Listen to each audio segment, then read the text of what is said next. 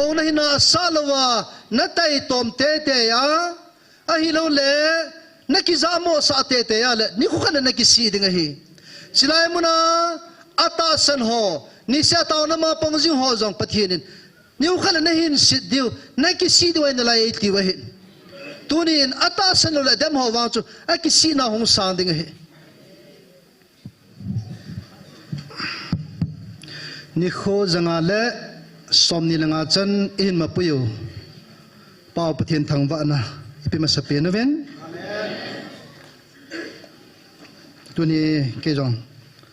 taw na lam kai dinga gona kamji in pathian ya sei do sa nom hiding in kata sanin ka kipai in gong utang sei chung ki pa thu kan sein tu le tu nya hong khom ho zo se na bon chao chung ki pa thu kan sein dam nei pe pathian jong thangwa na kan pe ne he i bon chawa tu ni he thu sei hola phat mutam pen ka hiding ka ta sanin i bon chawa na man khom diu hen taw na yang thum vein man diu pathian wa choi lai na sa khom diu hen ka changa di ni gyal he ben lang ita khuzat lom aman gon ham tipo tin bon chabai naman khom de hen ipi la masapenin pathen kamchang date 18/1 2025 ni khwani thumkan sim do nomen abala taw nai na lut de he na chon sit now sandup je zu jong le na chon sit now chun ka ngai lut na healthy ponte aji chu nang hoi ti sanan hung gizil uwa pana a chon sisa hung peng ni hi ve hi jong le ta san wanga hu hing na na chan u a hin hi chu ho zo si chu ke man ka ngai lut zala thil hung the a hi bo ve tunin ke man thil dang thupi dang tam pi jong ka got pi povin khat la khat ne ki ngai lut diu chu kho sawin aji chu ke ma ngai lut pathin ka hi in hi chi ngai lut na chu le sit kiu hilowa tun sona hi chi ngai lut na chun na tun do diu a hi bo ve na ta san nau chu na to a na chon wa mi ten amu the diu chu ke ma lung lam hi pathin kam chang isim do ho pathin chan che wadin phathei bo intin taw na point khat in man diu aban le pathin wa soilan sa khom diu aban le phat pathin thua kitil khona phat in man diu ban le taw pathin wa soila sa to taw ne man kit de he tu ni ki man cha di dano si chung hin tin ama sa penin taw na iman diu wa hin point kan pinomen ichahin tunia silai muna pathinin kukinam mi te thagau phana thagau khanga evil diu a ho pi diu ama to go na hi ama thupo na jong hoitan ki chi tan i zatawe a hin la hi chi to gon chu tuni in silai mun hi an hi lo hela tunia silai muna taw ho hi i chi yo na divam ti an ki ngai to te maspen ane zo izar ham khat ho pu pias lam kai na khat a ho sadom do ma chu ga chi yo mai thewe kang po pilang ham ai lo le more lang ham singat ta ba am jong le tunia chilai mana taw ho he pha sia chi yo lo de we tuni ni wang ho pha in tunin i wang phat ho pathin ha cha ho dingai taw ma sat pen de we ma spenin evangelist sin khulam tunin 15 February pathin kamchang ama kamchang ta momong kan sim do de ka sopa job chunga jong iza kai a hi na a hin na bo ka ko in ke ma ai thang wa e tuni hi chi ka ha chanu jong van til gilovin a zo lo ding a lung sung ve pa ke man ka het ji a patip na ka pi hi tunin hi chi patip na chu ke man ka sol ji hin nang ho na ma jong hi chi patip na chu kan nei thei ta ji in kanam de han nei ta ve mi ham phan hi ve ta sanna bo ke ma gam loading te ni hi ve chon phat wangin ke man ka simpon na to phat manin jong ke man ka simpon ta sanla ka ngai lu na kana ki to na mun chu ke man ka sim hi pathian ata sanle ngai lu na nei ta pathian na chilai mu na ato na mu na a service manan dal a tunia inam sungwa mi to bang lo thagao kho sa na zala a service andala hi ministry hi pathin ta san puman bol chu sponsor ampoi pa thang khumang new lamland ama gal ki pat kon ha kumbul 2020 kumbul ham 22 December last kumlun lang ham ka po in hi cha chu new lamland KBC ho ahong vil nawa ka het khel lo le ama hin to apana sang khat in ke pangai ti ni chi sponsor ni suno hi ai wangin pathinin apiding pathin awa to pe ministry khat eti ang chukan sei do nomen tunin hi chi ministry nei nu evangelist nu hin aloi pa hi amo jam mi he ma he ven tuni taw pi ngai e ho hi chi na to kang hai chun ka hai go na igam suma kang pot do gon chun uthang sei hin ai nei pu hin pathina na to di jong le gam chom state chom ki hne ti et aji chu igam sung was na chi le koima na support dim pon te min nan su ding nan zo ding nan sei se ding tunin uthang sei hin ga wa na mui mai ten ten to ai chi thu pon ma sang jing a jong tam ta na tu jing he tunin thu pon a jong tam ten pathin satana khuna na atu jingin hin la pathinin adin pin tuni sen ge ding zoin pathina mang cha jingin tuni in amazon aljipa zong amazon tuni mi hi ma hiven taw na ha manai man pi ngai tuni chiki phod na mun hi mun chom khat hi le ai lo le i ho in khat bang hi le chilaya tuni taw ne man ho hi abhara ki lamai thech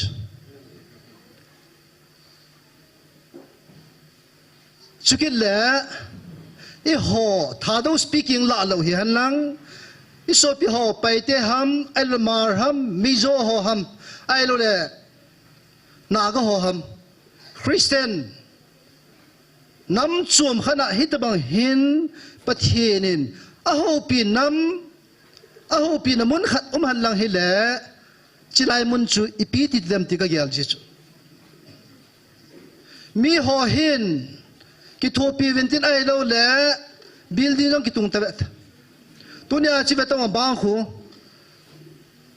raino bonum na lai chu e ho hi akito sot lo te min sin na dile ki zu na dile za chum chuma alha dai na thei te bol ngan chang te ve po na ma mai hi chi nam mi te hi chi pau tho te chu hi ven tuni na kho le jing hi jong le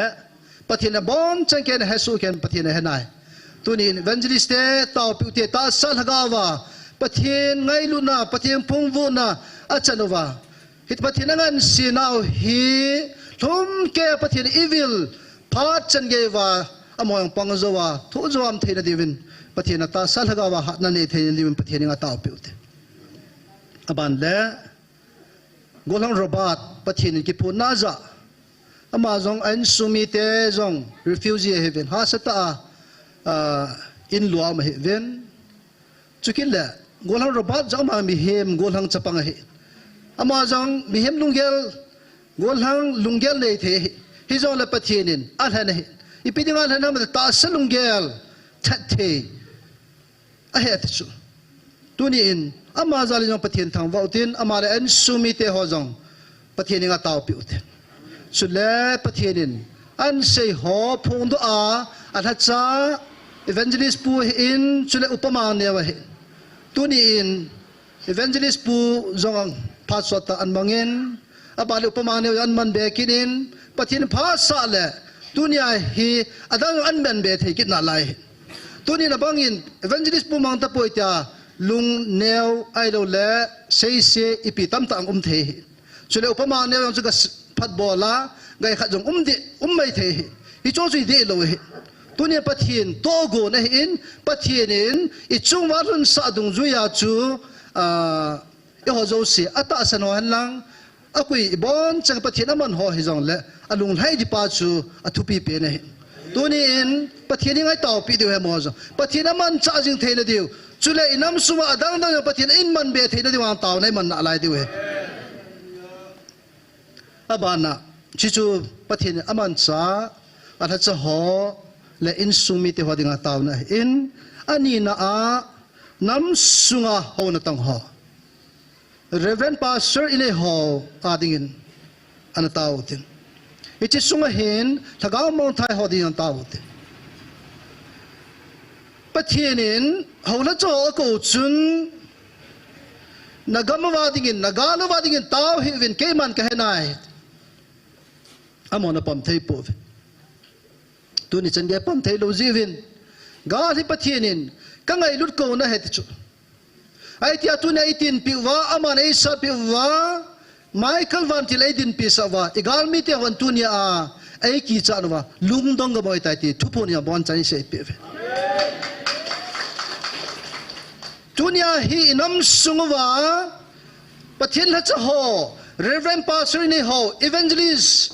pathian la cha ini ho hi e ho mi pi ho zo se la ho bu mi ho zo se amo hai ki ngam king aya pathian in ho chu pathian to reng khanai neu amo sei ho bo se hi in ta sanwa in zui wa hi tunin amo ho chun pathian chu pon hi an ta san teng wa le hi chi pathian in e ho dinga gon pa hi lol hin de a hin la tunin a china thip na ki song ho tunin pathianin a china thip na ho zong ala mang su mang the ti a hepo vi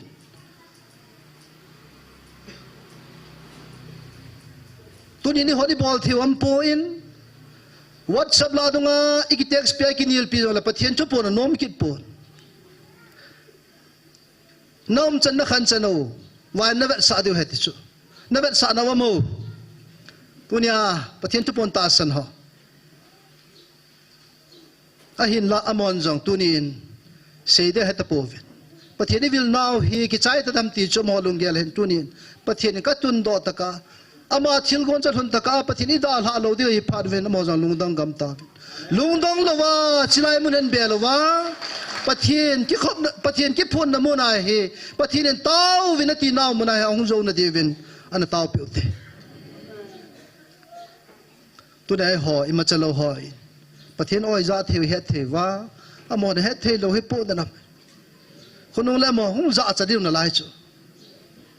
tu ne za cha na lo di win pathian phat ap parwai hi amo ki sia pathian o hung za hung he the ma chilai muna nam pia dinga kukinam pumpi pathianin tau vinati naw muna tau na pan hung la the dingin pathian hinga tau piut ama hon tunin pathianin lagaw khat aman sangin wanoi le sit pumpi mang tha le ka dei zoiti tunin ho kukinam mi te pathianin ipidinga hichigalai ko ham adanga ji adangam poi ibon chawa pathian ko nahi ta sanawa thagawa iso cha theina diwa pathian ko nahi tuni ni nam sumwa ata san thelo lai tam ta amen chukila thagaw mong thai lampi pamla dim sen e hobong sunglawa dim senin e ko sunglawa dim sene tunin hobong hon thagaw mong thai ko sa nam ta poi building ho ai lo le howina apoi mo ho zo kho sa na nam tai kem cruisen ho ki bol ta poi in nam sung gam sung wa tu ni cho hi a ki bol lo the na ding pastor hon thagaw mong thai kho sa na diu thagaw mong thai ka pi na diu thagaw mong thai ho abui pi na diu tau a kho ho bung a amo chi mun nom na cha nei zo ho he tunin number 4 ni ho wy ni ho kamia kham ho hi cho in sunga chivin mai cham semam tapoi hu do di chom ho hi tunin pathian thu pon an ta san te wa le cho yo si cho mon an he the mo wa mi zo se an nei zo ho ki hi lo wa lam kai ho bo hi lo wa mi tabang lo not thamam ho kham na thia ki hin kho mang ho zo se jang bon cha mon an ngai lu de we tunin mo zo se din ai nam chung ba thagaw mang thai zo se din taw na mang tin pathian la cho pathian man ho hi in chule pastor hawa in chule nam sunga thagao mong thai hodingin tau na na neutin tau chai na hi pastor lam chan hin in tin tun hi thedan chin tua azwa mai chamung ki siam jang hi anigyal do pai pai utte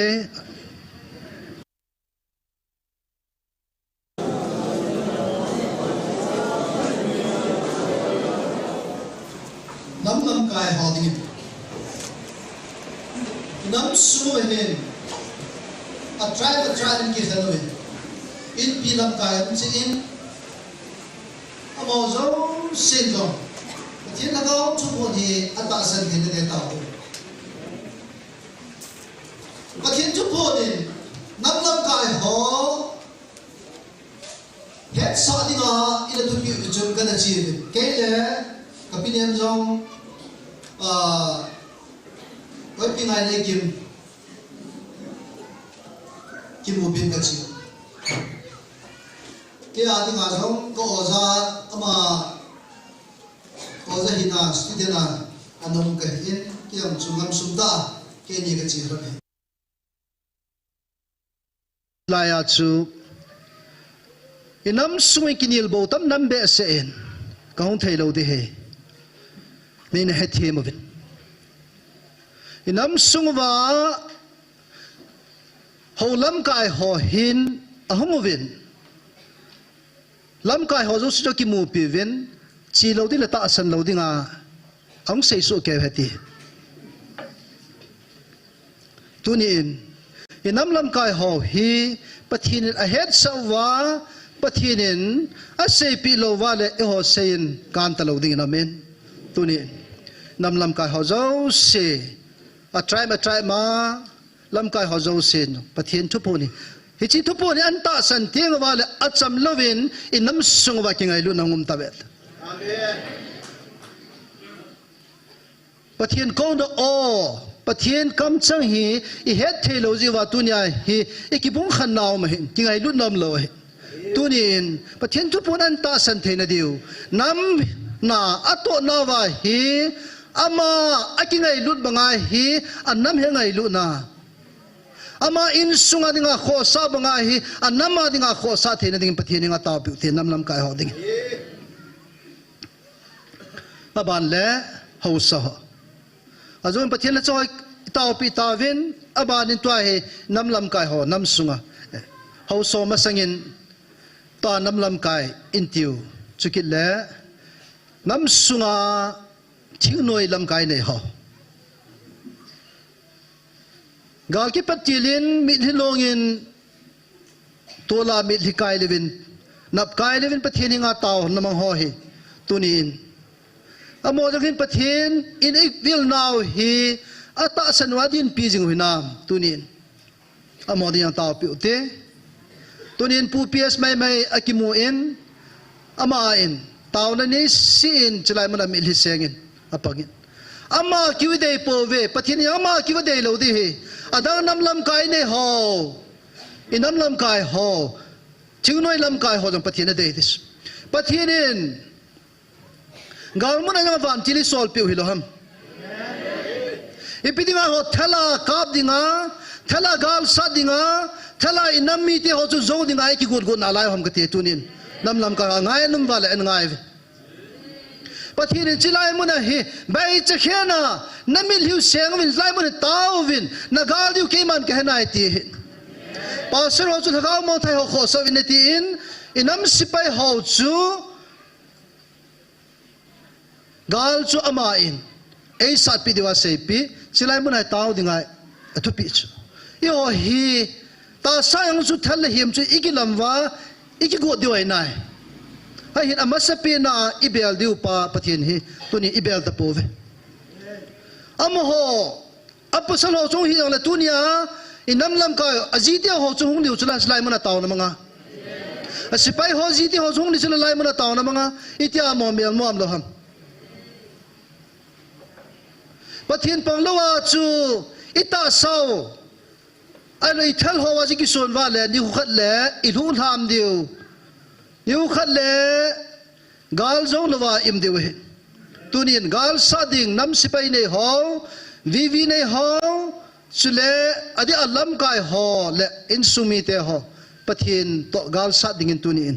pathin hinga thum pe uthin amon jong ki gel hawa chilai muna pathin ko ma taw na ma theina ding taw pe uthe athum na a hausa ho hausa he pathinin na khot phang teu zon na kilam da om poi ti chu na puna pa teu kita na zala kana pi gama he hi chi gam chu na ho in mu chi phalo na tu win hi cha ko na chu sum na mu ho chu pathian phat thei bu na he na ti win hi cha chun jib la kalin lo na kilam win kama e cha non na lut kin vet ho na cha ho chun hi chi chu a thiang lo der khan po win a tam po la ki pa win ka ki da vet chu la tunin igam sungo tunin pa chale dim kitai hi cho zo si tunin taw na mangote ho so yang pathin na ko now a sei pi ho hi a gel do jingwa agam sung he ven tup the amo thu thu chuna pathin na thu thu he chu gam sung agam sung chu ka ni le dinga chu a phal lo le a thol lo di hiang chu hi chi thane na chu aman agam sunga cha nei hin tunia thane now he ta povin suma akizo gam tawin tunin ho so ding taw pi agam sunga kanile ki bol agam ho agam na ding pathin nga taw te ka ti tunin agam na ding taw te agam sunga agam na ding am ho ka ti poi kanile agam na ding taw te ka ti tunin pona nom chula kani ki hilo pichu thilphalawa ki vewa thilphalawa building ki lamawa thilphalawa thal ki lamawa hi cha chu gali pon go no he hi cho jo se pathianin tunin le thul in le thu han nang le igam diu he ai la zo ni sim dawin na chon sin naw chu ti san bangin sandup je ju jong le kangai lun na khel de pon te hi chingai lun na ju tunia hi dama hinga khoi chenwa igamo pathini ven pi we tunin pathian thang vau ti hi cho yo se gam na ding inam lam kai hoding inam sipai hoding ho so le kani le ho agam na ding le pathian ko na hi ahead wa ata san lion bel theina devin pathian nga taw na mangotin taw chai na hi evangelist hin mang pathian mang in ne pi wintin hi thedan chen pathian nga taw nan mang ki taw te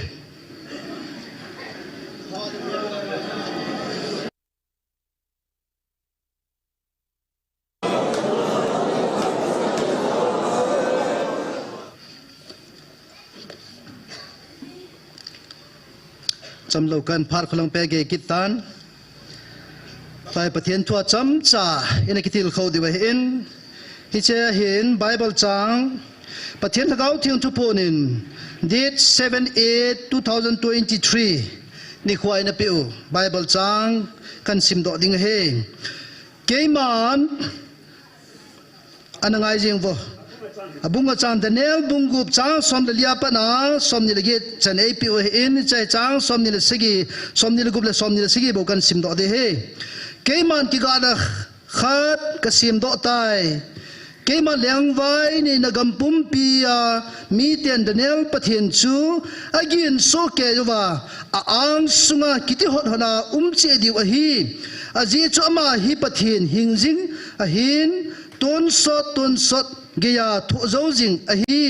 a lengam jong iti chan geya ki sumang loading a leng vai nei na jong hi beiti nei loading a hi chi pathin hin mi a hu do jin a hu hing ji e mel chin le thil kidang tam pi a bol jin van le si na kidang atonge sake ba kai ho hat na la a Daniel hu do azong hi chi pathian hi a hi ati pathian a thuing sim naw i chan chewadin pathei bo han lang pathian thua bible in sim nawa kanglut masangin tunin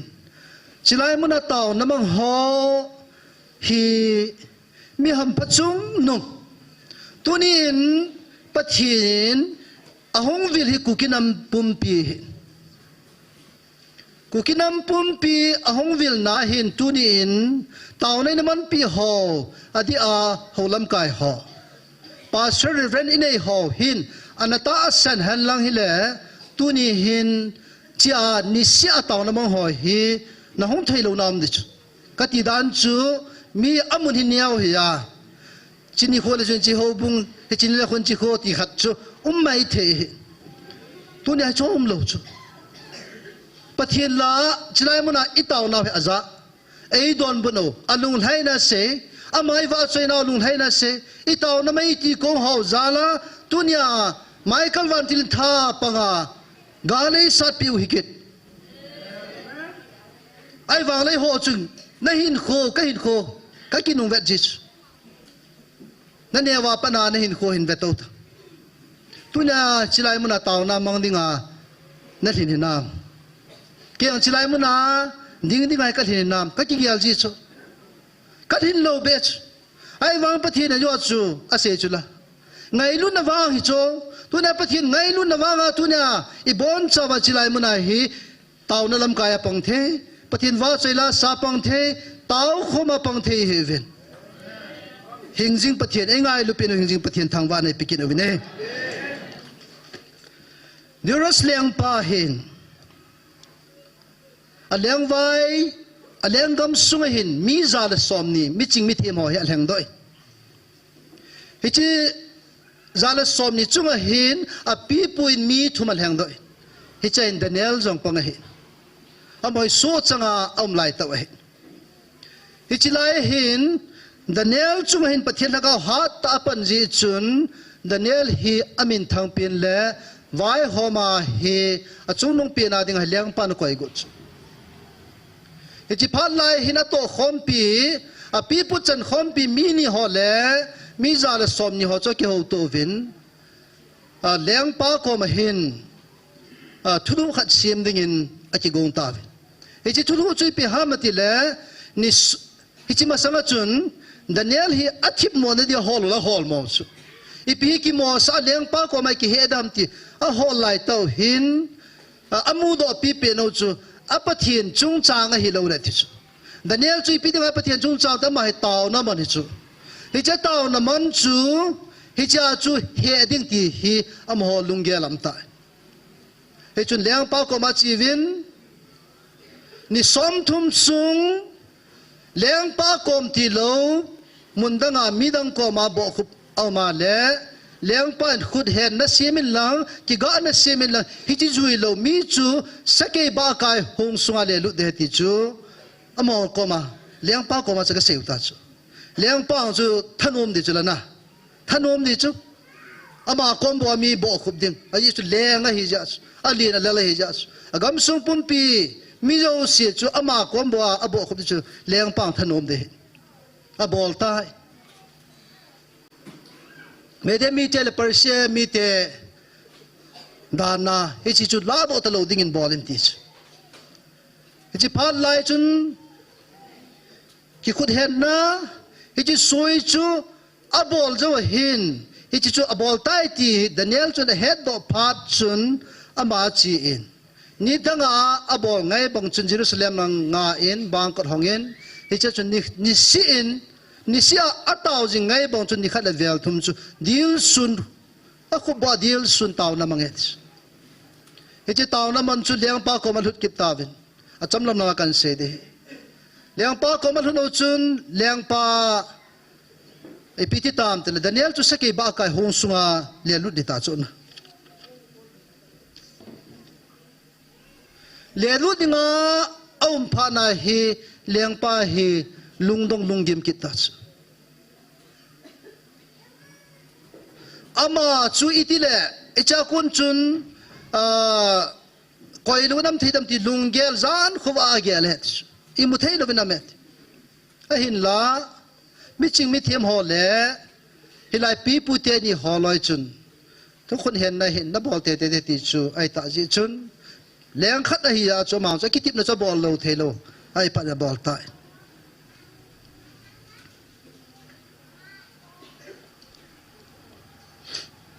ฮิจจุน hu do na ring lung thimi tingai to wangin angai to thei tapon kepi ba kai hong sung chun le lu dingin thu pitai hi che pi na chun pathienin leng pa chun tan ti nei lawa na ho jing na pathien chun na hu do te te hantis Daniel Comas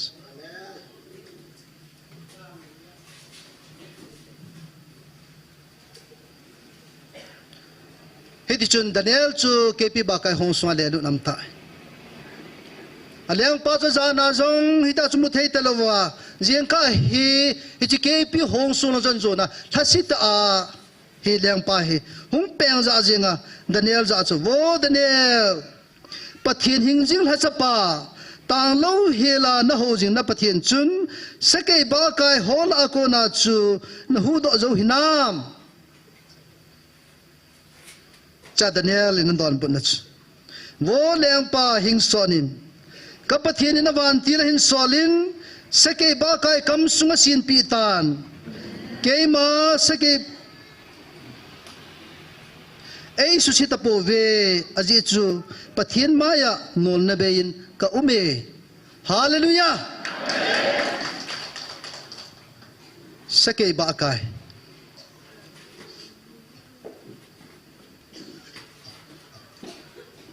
pathian awan ti lan solet tunin chilai muna taw namang ho Daniel chu taw na chamana le sabke ba kai hong swa chu le lutis sake ba kai chun sahing mihing gam sa ne a hi cha chu hinga hi Daniel yang chun akile lut le sake ba kai chun ne chai tan tin chu phat le cha achinga them ho hin kyon vai hom ta winge ti chomo lung gele tuni in a hi de pu pathena taw namang ho taw namang pa Daniel chu sake ba kai mu kam ho chu a khot keng ho chu pathin awan ti la solin atu cha sa ta tunin ama thana ding ama kepi ba kai hong swa le lu dingai tu ho chu abon cha vi leng pa in sake ba kai hong swa chu ale lu tawin ale lu na tu la chungan achuman poiti chu bible ki mu tul chuman lovin amo cha settle lewin agu ho zo siang chu achip bong bong weti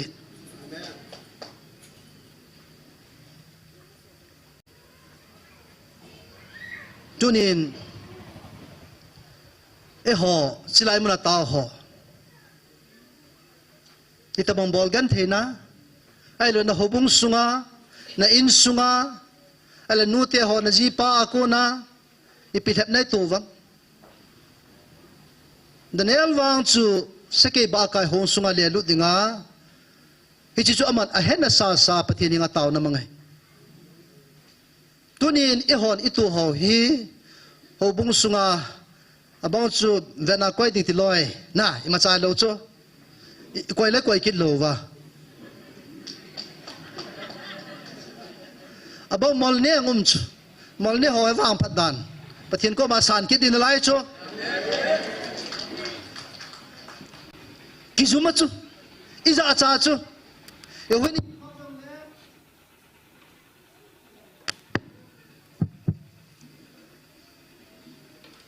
ikusung iveng sung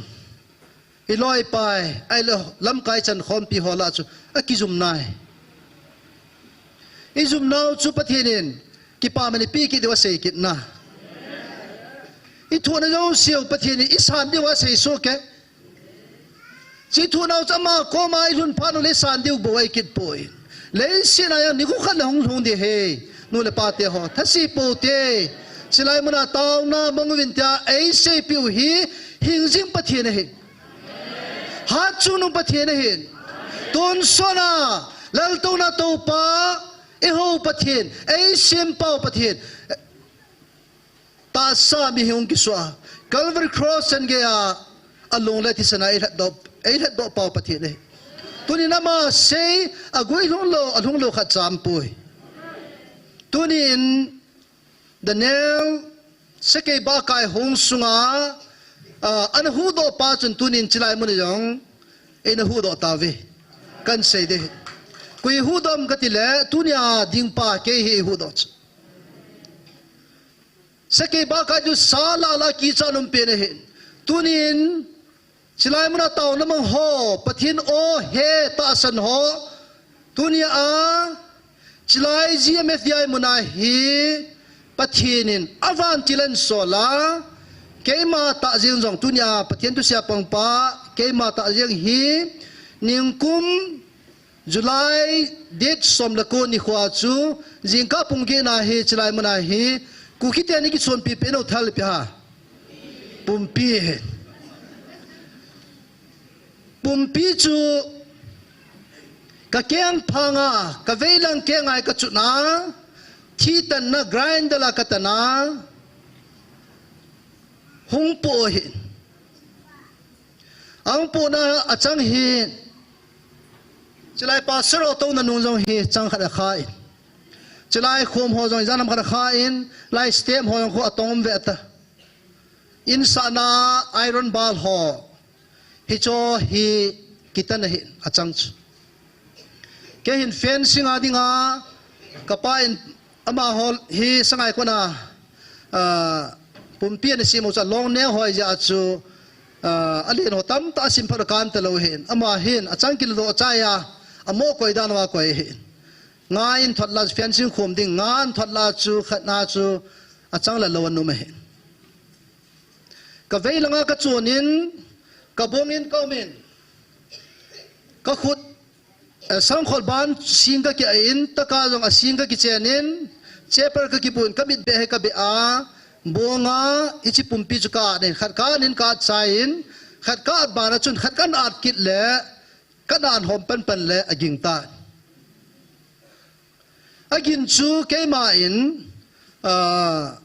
pumpi ki nin ka japu lai ka pinemin asain viang nom la ki zai ti chu ilai bazal viang la dunga holo yang ong lai lu no mi tam ta angin zo chu na khu the thun mấy khu su ni tu mu ta zo lai mi sui ho ho ne ho lo yang ma hen lai ya na la sim lai ta wa he tui lu ne na la khom hana simo ke hi ai tang thi tan khalo pa ju kan kitan he ho ne vin ko vin aman in ko wa he mo hin ke hi a thi alung phong ding ti dat me aji cho hi di do le cho pumpi ki ti chu British gal along an man ta deu ta sanamen chule naga galang in mano tu chunga in mano hi chi a hi ki sunga umiu chu gal ki patil la ya noi langa gothal noi langa police commando ho gypsy khat athal ngari a kwai chulana hi chi chu ai wanga tunia chu chilai mana ke chu ka khut ngong neo cha cha sanchip che mamen ka khut chilai jong hi ka khot jet lang hi hal khat avomen ai wang amul jong kapu agina chun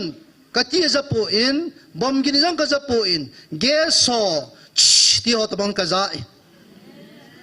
anabung pa chu ke hi jang kein ka na dingin lelen misri ho kha lelen ama jikin a nge ta hong da na hen ka koban pha cha na khun angin phana manung thai kadip jang athapu in kati jang za pu in chule tunin pathian lo pi na dingin pathian even na tunin ka sei do no kati san jang vot khajang va pu in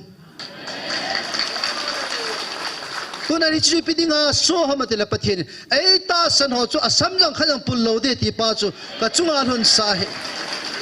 tunin ke chunga hung hilowin ibon chawa tunia inam pum piu le adi a pathian gau chiang chu pon ta san ho pathian iki phuda na wita san naw adat na dinga tunia ke chunga hun sa ke inman he tunin pathian ka thang vai toy ga nung gel chun ti ja no mo mo so na tunia Daniel KP ba kai akam sima aku nak yang ho anu tu tang pacun silai mun jong pumpi inam pi vini ki son pi peno la gala ison peno email mateo thi tam na thei pen pumpi ineu chu tunin silai mun hen thi tan nai tanovin tunin apuin achang jong men lengin apumpi lo yang anung lang bang sena kinein ai wang pathian hi hu do chilai muna ei ho piu hi pathian a hi lo le ke katel le a chilai muna ta ho be chen ni na ka mai thiu ai wanga ka khu ka veng le pathian lagau thiang tu pon ta san lo hon ki pa na nei deu ki pa deu ai wa mo ki pa povin alu dongs ka ho bu wa phat so ta phat pi povin kana sein kin zo chilai muna e ho piu pathian ai lo le tunin ilhan mo lo wa kho kalup ding tunia ke ai mu da le hilaya pathian tu pon hi te pathian ai poitia se holohin na ki pa du na khot na be do katis ai yang hi cho pathian hi ja tunia ai ho jong chu chilai muna hi in hu do hi ke hu do le tunin ho jong se na hu do he ti tunin ka sei do no me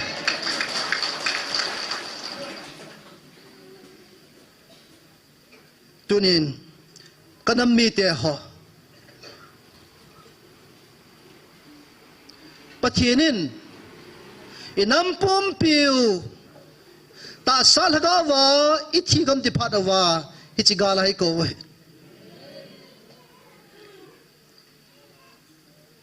nam lam kai ho kovin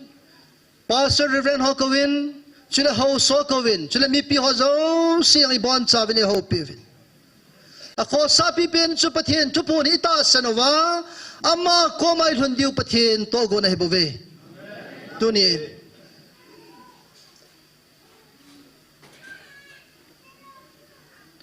Daniel thina dinga na to gong ho chu agua chang o ga chimin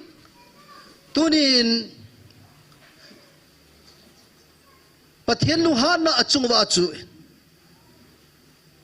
tunin vai ho pathianin angai lu da cha te anam hlan hagawa anam hlan hi ji vin pathianin tunin khat cha miching mithim ho banga chu thilo dingin pathianin tuni chan ge ko ve tunin pathiani ko pha do hi aki khial ni kho hung dinga hi tunin nammi te ho namlam kai ho pastor reverend ho chule mi pi ho pathian ki phun namon hi hinzo no tin chilai mun hi pathian o ahi lo ki chi sarin aiman patip chi ute aji chu bible in patip dingai bon chawa ai se pi we hin pathiana kun lo chu christian khat i hia ka hia le ka chia ka patima le ka het de pathiana kun lo vil thagau mo thai kho sa ponte pathiana kun lo win tuni in mi hu do ponte tuni bon chawa nam pumpi ho chule tunia ho ho jong ikitil kho deu chu e ho chilai mana taw nai mano he pathian se hin Daniel chu pathian taw nan ti pi lo pe ama taw chu pathian cha hi ja na tunai ho pathian hi ho pi taw hila a o vel som lila vel ge lang za taw hila tunai pe dinga hi ni khudanga hi hlom jiu ha Sunday ni le pathian tu pon mai bo hi pathian oi za naw hita pathian tu pi pa ayo sain sim daw ana to pa chui di cho pathian de tunia iloi pa in sumi ho bu mi la chui ho i va ngai chu tunia ho na va hinam na chon chan na khan chan na thil bol ho ai lo ine cha ho a thiang lo i bol ho tunin thagau be ta sa thi sa he banga na to be ta sa na thi sa he ti tunin ina to now i chon chani khan chan ho hi mi ho mu de mi ho mu a kilang ding no mo ti o mi ho chuni ne thei lo wa le ho pathian thu po ni ta san na chu kan lo chu mi ho ne thei ding mo ti mi ho vet zui thei no mo ti